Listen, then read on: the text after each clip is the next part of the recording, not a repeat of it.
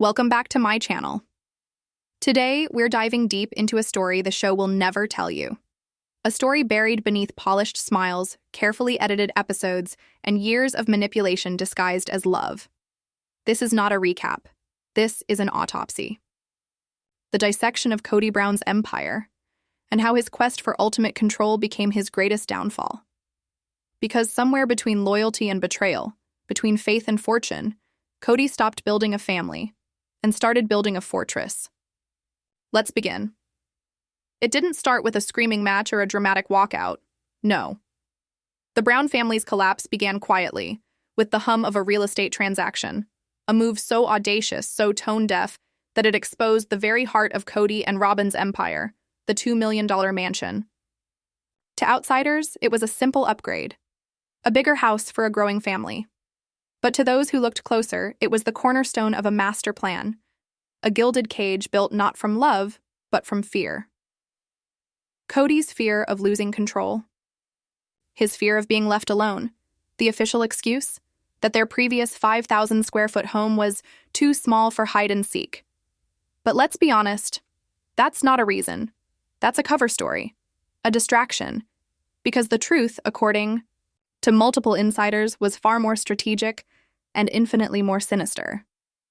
While Janelle was surviving in an RV on Coyote Pass, clinging to a dream that would never be built, and while Meri was treated like a ghost in her own family, Kody and Robyn were signing papers for an 8,000-square-foot palace. The price tag, $2 million. The message, loud and clear. The unified family was dead. What remained was a royal couple, funding their own kingdom with the family's legacy. But here's where it gets darker.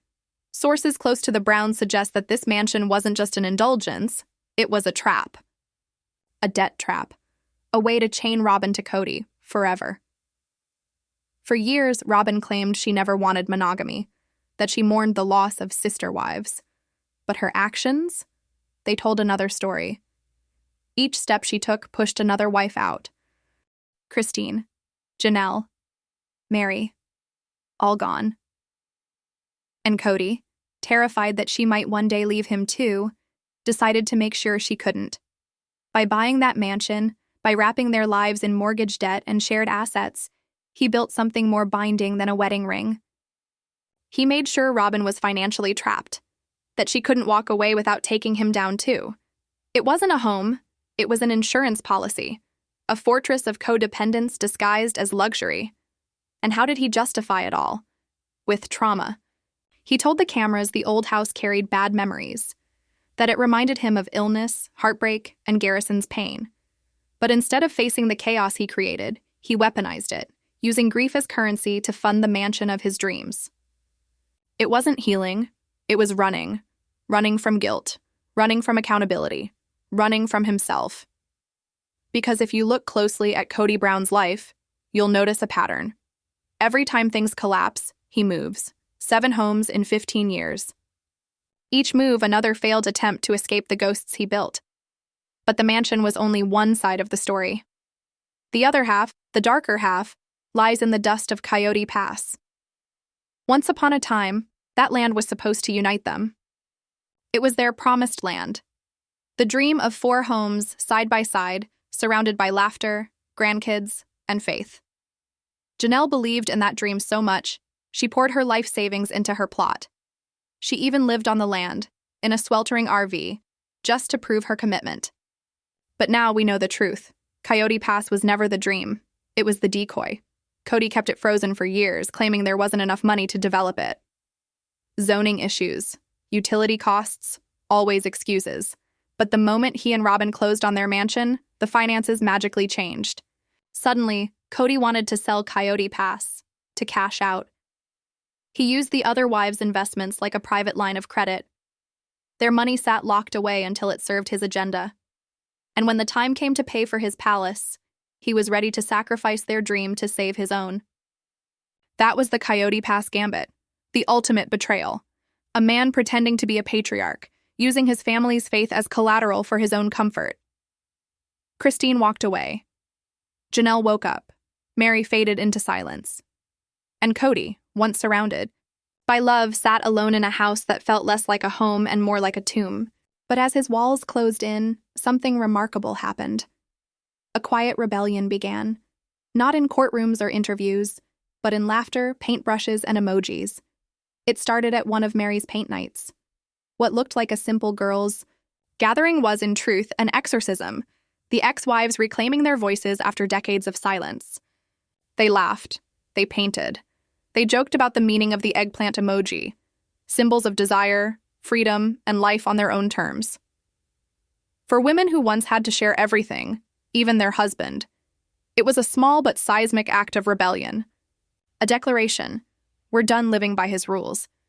And while Robyn clings to prayer hands, hoping the kingdom will hold, the truth is undeniable. The empire has fallen.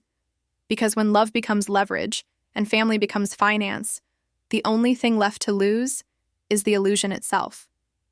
Welcome to the end of Kody Brown's reign. The gilded cage has finally closed, and this time, he's the one locked inside.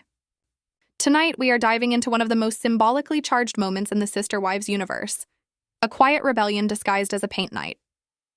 On the surface, it looked innocent. The women laughing, drinking wine, brushing color across their canvases. But beneath that laughter was something far deeper, an act of collective exorcism, a spiritual purge of the man who had once controlled every breath of their lives. Robyn sat apart, her usual pious calm setting her in another realm entirely. Her emojis of halos and hearts told the world what she wanted them to believe, that she still lived in a bubble of moral superiority, untouched by the chaos around her. But that divide, even in emojis, mirrored the family itself. On one side, women finally free enough to laugh at the pain that used to define them. On the other, a woman still clinging to a delusion of purity that no longer existed. And then came Meri's painting, the masterpiece that shattered everything. Observers described it as a thick, short eggplant, painted boldly, unapologetically, with 2 words written beneath it in heavy strokes: dinner time. In that moment, Meri Brown did something revolutionary. She turned her pain into performance art. With a single canvas, she took back the narrative of her own body, her own intimacy, and her own worth. For 30 years, Kody Brown had used affection as a weapon, dangling it like a prize, withholding it like punishment. But now Meri had flipped the script. Dinner time wasn't just a joke, it was judgment. It was mockery. It was power. She reduced the man who ruled their lives, who saw himself as a king, into a purple caricature on a canvas. A man devoured, discarded, digested by the very women he once sought to control. That eggplant was more than paint. It was revenge. It was therapy. It was a declaration: the era of Kody Brown is over. And as the women laughed, Christine, Janelle, even the daughters who once watched in silence, something profound happened. The competition that had poisoned them dissolved. For the first time, they weren't rivals for Kody's attention. They were sisters in survival. The paint night became a cleansing ritual, a baptism in acrylic. Together, they washed off years of ranking, rejection, and control.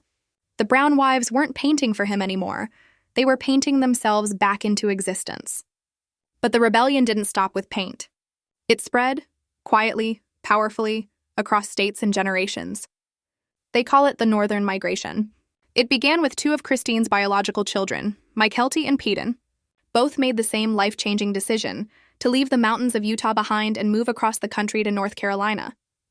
To be near Janelle, the same woman Kody had dismissed, ignored, and underestimated. This wasn't just relocation. It was revolution, a vote with their feet, a declaration of loyalty not to the man who fathered them, but to the woman who mothered their hearts. Janelle, steady, grounded, and quietly powerful, had become their emotional compass in the storm. Peden's move carried an ocean of grief.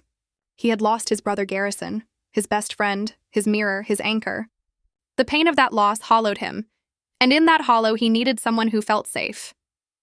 That person wasn't his biological mother. It was Janelle. He reportedly told insiders he needed to be near her, that she was as much a mom as Christine ever was. His heartbreaking words, "I don't have anything here," paint the picture of a man seeking not geography, but belonging. Behind that confession lay quiet discomfort, a tension with Christine's new life, her new husband, her curated happiness. Peden didn't fit in that story. He wasn't part of the fairy tale. He needed something real, and Janelle's home offered exactly that: quiet strength, familiarity, and love without conditions. Then there's Mykelti. Her move came wrapped in practicality. Tony's new job at a solar tech firm, a career with structure and stability. But look closer and you'll see the symbolism. Tony had chosen a non-MLM job, a deliberate rejection of the financial chaos and pyramid dreams that had haunted the Brown family for years. They were choosing structure over fantasy, predictability over performance, family over fame.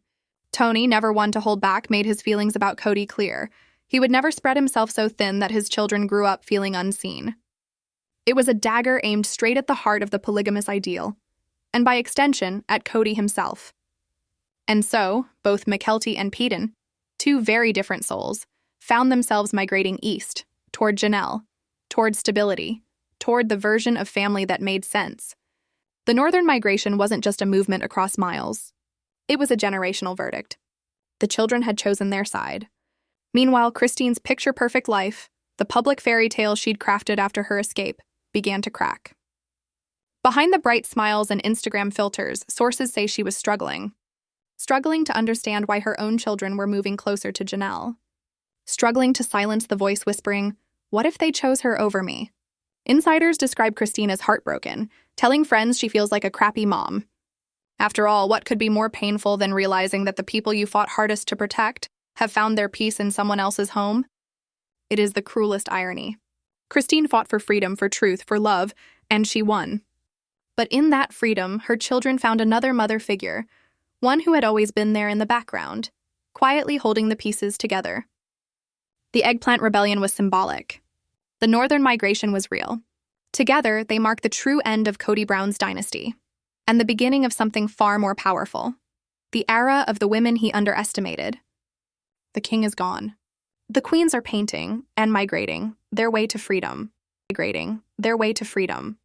Writing it challenges Christine's narrative that leaving Kody solved all her problems. For months, she's been the poster child of escape, the woman who walked away and won. But the truth now emerging suggests something far more complicated. It implies that the emotional bonds forged in the shared chaos of their polygamous upbringing run deeper than even she understood, and that some wounds follow you no matter how far you run. According to insiders, tension between Christine and Janelle has reached a quiet but dangerous simmer. The two women who once stood shoulder to shoulder in sisterhood are reportedly drifting apart, the fault lines widening with every family gathering. One moment in particular stands out. Christine allegedly snapped at Janelle, telling her to shut up about having her grandkids nearby. It wasn't just a flare of jealousy. It was an eruption from a fault line years in the making. Behind the smiles and public unity, there lingers something raw, something unresolved. Insecurity. Because when your children choose to build their lives around another mother figure, it forces you to confront the possibility that maybe you weren't enough. That single outburst shattered the illusion of perfect sisterhood. It reminded everyone watching that freedom doesn't erase history. You can leave the man, but you can't escape the tangled web of emotions, loyalties, and betrayals that he left behind. Especially when your own children are quietly declaring with their actions that home is not where you are, it's where they feel safe.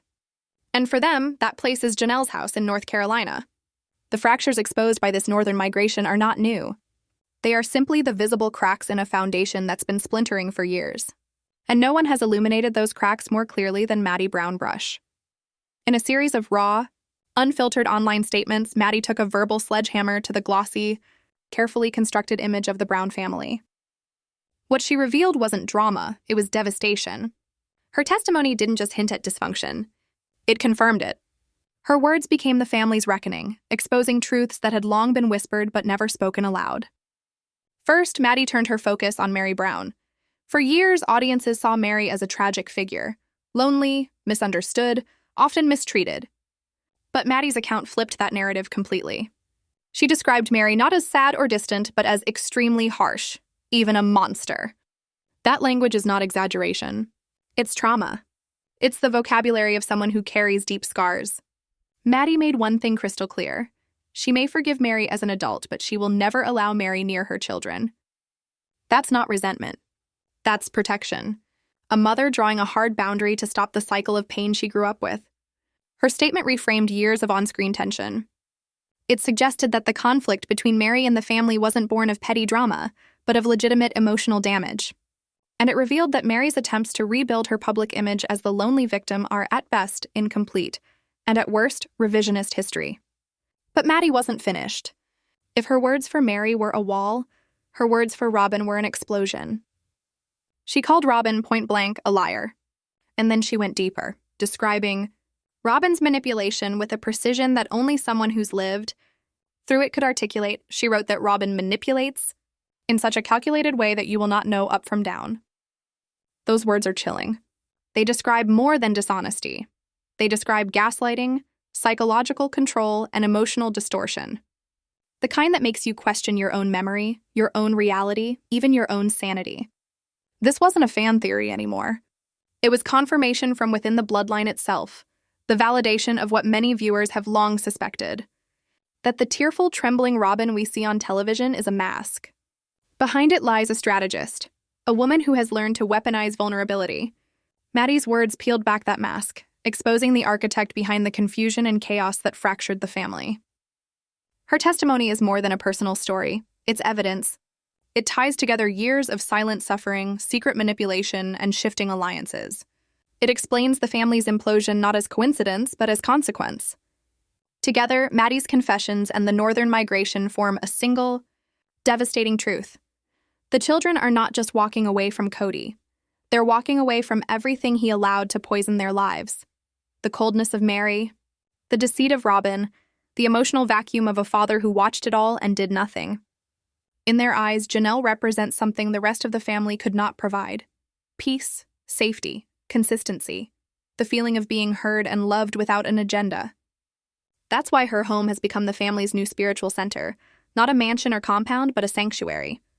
The place where the exiled can finally breathe. And yet, amid all the chaos, there was one breathtaking sign that life, in all its tragedy and beauty, still finds a way to begin again. It came with the announcement of new life. Maddie and Caleb were expecting their third child. The timing was uncanny, almost divine. Her due date was March 4th, and the very day her brother Garrison passed away. The family was stunned by the symmetry. To them, it didn't feel like coincidence.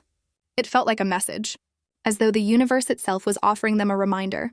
Even in the darkest winter, spring is waiting. The baby, a beautiful girl named Amelia, was born 10 days later.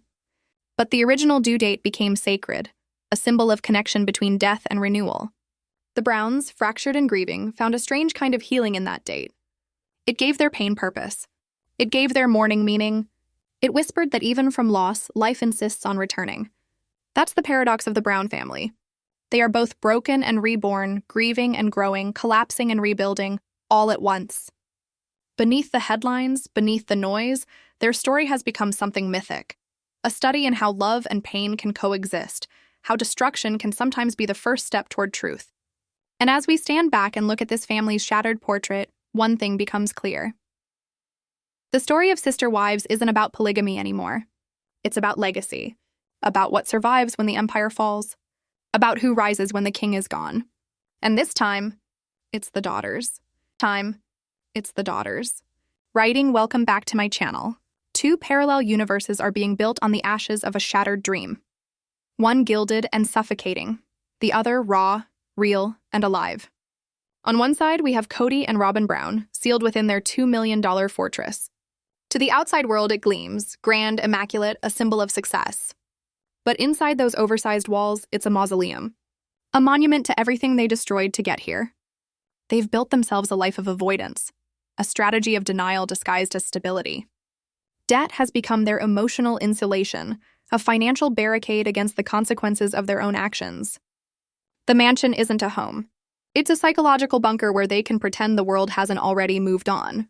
Every chandelier, every marble countertop is an illusion. A desperate attempt to cover the hollow echo of a family that once filled those spaces. Robyn calls it peace. Kody calls it order. But what they've really purchased is the most expensive form of isolation imaginable. And on the other side, the second universe, the one forged in rebellion, led not by patriarchs, but by the children who have finally chosen their own version of family. The northern migration isn't just a move. It's a declaration. They are voting with their suitcases, their one-way tickets, their silence. They are choosing the quiet strength of Janelle Brown, the steady center in a storm that's long outlasted its leader. This next generation is rejecting everything Kody ever stood for. No MLM hustles. No staged family councils. No false prophets of spiritual unity. These kids are building something authentic. Jobs that pay real wages, homes that hold real love, and bonds formed from shared grief and mutual support. Every mile they put between themselves and Flagstaff is another fracture in Kody's control. Meanwhile, the illusion of harmony inside the mansion continues to crumble. Robyn's long-standing claim of mourning polygamy, her public tears about the death of sisterhood, are being exposed for what they always were: performance. Insiders insist that she didn't just mourn the end of plural marriage, she engineered it. For years, she pushed, manipulated, and cornered until she got exactly what she wanted: Kody, all to herself. And now that she's got him, she's finding that the reality of monogamy isn't as glamorous as the fantasy she fought for. And Christine? The narrative of her best life is true, but complicated. Her new marriage brought happiness, yes, but also a new kind of pain. Because as her children rally around Janelle, Christine finds herself in a strange emotional limbo, liberated from Kody, yet quietly left behind by the very family she fought to free. It's the cruelest irony of all. The man who once dreamed of a celestial empire, a kingdom of wives and children spanning eternity, now finds himself ruling over an empty palace. Kody Brown, the patriarch of the Great Sister Wives experiment, has ended up with the smallest family of them all. He ran from the ghosts of his failures, only to discover they followed him into every room of his 8,000-square-foot mansion. The foundation of this so-called new life isn't love. It's fear, avoidance, control, and a mountain of debt so high it could bury the entire Coyote Pass dream. So the question becomes, what is the real cost of the stability they think they've bought? Can a family ever find peace when the house itself, the symbol of their union, is built to outrun accountability? Because while Kody and Robyn are trapped in their gilded cage, the rest of the Browns have already moved on, quietly, powerfully, and permanently. They are building something far more valuable than a mansion. They're building a home. But this story and this fracture between illusion and truth is far from over. The gilded cage has cracks, and inside it, pressure is rising. Sources close to the Browns claim that Kody and Robyn's finances are collapsing under the weight of unchecked spending, resentment, and fear. What was meant to be their sanctuary has become their battleground. Kody, desperate to appear in control, is privately unraveling. He's reportedly tormented by the growing rift between him and his last remaining wife, a rift fueled by Robyn's alleged spending habits. Insiders describe constant deliveries to the mansion, boxes of designer clothes, high-end decor, and endless luxury subscription packages. One source described Robyn's spending as a quiet addiction, not for things but for distraction. Every swipe of the card is an attempt to fill a void money can't touch. And while Kody drowns in mortgage debt and panic, Robyn keeps decorating the illusion. He can't stop her, not without risking her affection, the last emotional currency he has left. So he swallows his anger, wages a war of passive aggression, and watches as the woman he sacrificed everything for becomes the very reason his world collapses. The king has become the captive and the queen and the warden. And while this silent financial war plays out behind closed doors, a different conflict is raging beyond them. A colder war. One fought not with money, but with pride, between Kody Brown and the man he can't stand to look at, David Woolley. David isn't just Christine's new husband. He's a mirror reflecting everything Kody failed to be. A stable provider. A calm father. A man who loves without control. Who builds without drama. Who doesn't need a camera to validate his worth. To Kody, that's not just competition, it's humiliation. Our sources say Kody has become obsessed with David's success, digging into his finances, trying to find a flaw, anything to prove he's still the superior man. But there's nothing to find. David's life is simple, real, and self-made, everything Kody pretended his was. And when Christine posts those family photos, smiles, dinners, vacations, each one is a silent dagger. Because Kody sees his children looking happier without him. He sees them embracing a new father figure, one who doesn't demand loyalty, only love. David didn't just replace Kody in Christine's life. He redefined what family looks like for everyone Kody left behind. He became the proof that love doesn't need control, and that partnership isn't about dominance. It's about peace. And that is what terrifies Kody most. The man who once ruled a kingdom now watches it thrive without him. The king in his castle is no longer a ruler. just a relic, a ghost in a house built from regret. Because David Woolley didn't just marry Christine Brown, he inherited the emotional legacy of the entire family. And in doing so, he became the quiet symbol of a new world order. A world where Kody Brown is no longer the center, just a shadow fading in the distance of the life he destroyed. And as that new order rises, another rebellion begins, one that may finally shatter the last illusion Kody and Robyn are clinging to. The gilded cage is cracking, the kingdom is falling, and the Brown family's final act is just beginning. See is just beginning. See? Today we're diving into what many insiders are calling the final act of the Sister Wives empire, a slow, quiet, and devastating reckoning that began with one woman who refused to be fooled any longer, Janelle Brown. For years, Janelle was the calm one, the peacekeeper, the one who believed that loyalty could fix everything. She was the wife who sacrificed her comfort, her savings, and her dignity to keep Kody's dream alive, the so-called Coyote Pass vision. She was the woman who lived in an RV while her husband and his favorite wife lounged in a $1 million mansion, believing that one day it would all make sense. That someday her faith would pay off. But that day never came. And now the believer has become the general, launching what insiders are calling the Coyote Pass counteroffensive. This isn't emotion. This is strategy, a legal and financial campaign designed to corner Kody in the very trap he built himself. According to exclusive insider reports, Janelle has quietly assembled a team, led by her two oldest sons, Hunter and Logan. Both educated, both fiercely loyal, and both fed up with watching their mother be exploited. Together, they've begun building a case that could unravel Kody's carefully constructed financial web once and for all. Step 1. An independent appraisal of Coyote Pass, not just for its current market value, but its full developed potential. This means Janelle now has proof of what her investment should be worth and what Kody's mismanagement has cost her. Step 2. A meticulous audit of every dollar she ever contributed. Every deposit, every wire transfer, every shared account. The result? A paper trail that separates her personal investment from the family's commingled funds, creating the foundation for a legal partition, a move that could force a court-ordered sale of the land and expose Kody's financial desperation to the world.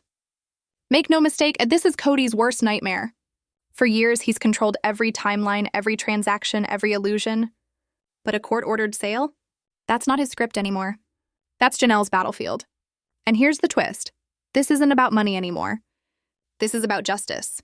It's about a woman realizing that peace at any price isn't peace at all. It's surrender. Behind her, the sons she raised to be men are standing tall. Hunter, Logan, Gabriel. Together, they've vowed to protect their mother, not just from financial ruin, but from the emotional manipulation that nearly broke her. But the family's fractures go far deeper than bank accounts. The loss of Garrison Brown wasn't just a tragedy. It was the emotional earthquake that exposed every hidden fault line in the Brown empire. Kody's response, according to those closest to the family, was not one of grief, but of control. He wasn't mourning his son. He was managing a narrative. Multiple insiders allege that Kody's first instinct was not to comfort his surviving children, but to dictate how they should speak about the tragedy. Every social media post, every tribute, every word. He wanted to craft an image of unity, even as his family lay shattered. But for Gabriel, Hunter, and the others, that was unforgivable. They saw their father not as a man grieving his son, but as a man terrified of public blame. And then came the darkest whisper, the one too painful to imagine, that Kody and Robyn allegedly discussed how the tragedy might fit into the next season, that they were already negotiating with producers about how to frame the narrative for maximum impact. To the rest of the family, that was the final betrayal. The moment they realized the show had become more important than the truth, that even grief had become a commodity. After that, there was no reconciliation. Kody didn't just lose Garrison. He lost his sons forever. And while Kody clings to the remnants of control, another storm is quietly brewing, led by the woman who's been silent the longest, Meri Brown. Once the forgotten wife, now the ghost who refuses to stay buried. Meri is reportedly preparing to unleash the one weapon Kody and Robyn fear most, a tell-all, not a memoir of heartbreak, but an exposé. According to longtime family insiders, Meri has begun privately drafting the story of everything that came before the cameras. She knows where the financial bodies are buried, from the early bankruptcy filings to the secret promises that brought Robyn into the family fold.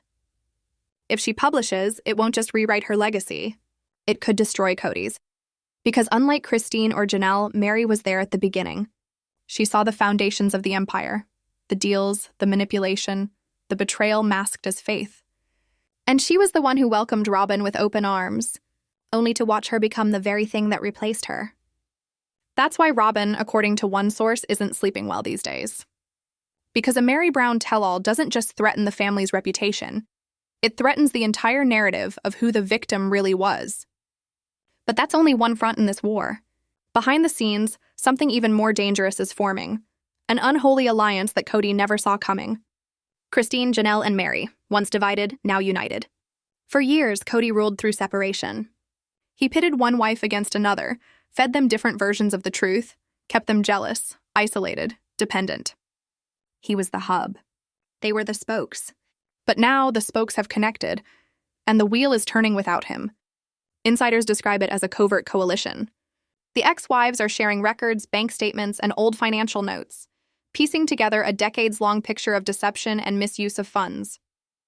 They believe they found proof that money from family ventures, intended to benefit all 18 children, was instead funneled to support Kody and Robyn's luxury lifestyle. If true, this isn't just a family feud. It's financial fraud. And that's where the Coyote Pass counteroffensive becomes something far larger, a full-scale reclamation of power. A war council led by 3 women once dismissed as secondary, now united to dismantle the empire that used them. Meanwhile, inside the mansion, Robyn is reportedly building her own dynasty, what insiders call the Solomon strategy. Her goal to secure her son Solomon as the heir to the Brown name. Solomon is being raised as Kody's golden child, shielded from the other siblings, taught a rewritten version of the family history in which Kody is the misunderstood hero and Robyn, the loyal victim. Every story, every lesson, every boundary reinforces one message. They are the chosen ones. At the same time, assets are allegedly being shifted into trusts bearing Solomon and Ariela's names, a quiet transfer of wealth meant to keep everything in the mansion. Robyn's not fighting for the present anymore. She's building a future, one where the Brown name survives, but only through her bloodline. But outside those walls, the real legacy is already being written, by the children. They call it the Legacy Project. The older Brown kids, Maddie, Logan, Hunter, Mykelti, and the rest, have united in a silent rebellion. They're rewriting family history, one post, one photo, one memory at a time. They share throwbacks of childhood laughter, holidays, and love, but never with Kody in the frame. It's a deliberate act of erasure, a quiet digital revolution that says, we are the Browns now, not him. Says, we are the Browns now, not him. They've built new traditions, new alliances, and new definitions of family that have nothing to do with their father. Their children will grow up with stories of strong mothers, loyal siblings, and the power of unity, not a patriarch obsessed with control. And that's the cruelest irony of all. Kody Brown, the man who once preached about multiplying love and building an empire, has divided everything he touched: his family, his fortune, his faith. Now he paces the halls of a mansion that feels more like a mausoleum. The king of an empty kingdom. A man surrounded by silence.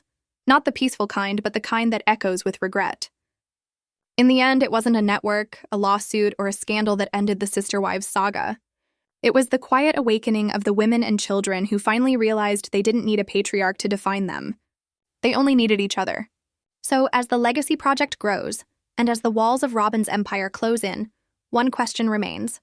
When the final curtain falls, what will be left of Kody Brown?